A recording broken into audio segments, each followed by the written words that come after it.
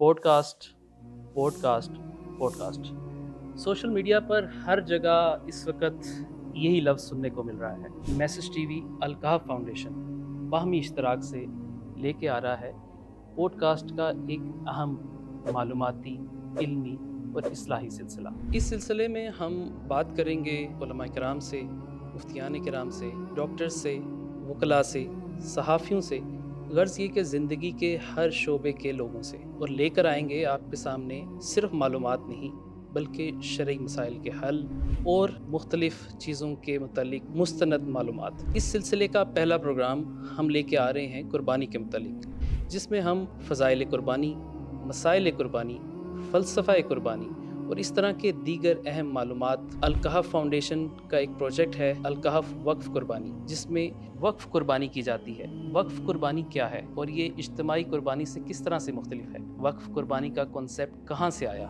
वक्फ़ कुर्बानी है क्या? वक्फ़ कुर्बानी का गोश्त किन लोगों तक पहुँचाया जाता है? कैसे पहुँचाया जाता है? ये लोग कौन हैं? इनको कौन सेलेक्ट करता है? और ये सारा सिलसिला शुरू कब और कैसे हुआ?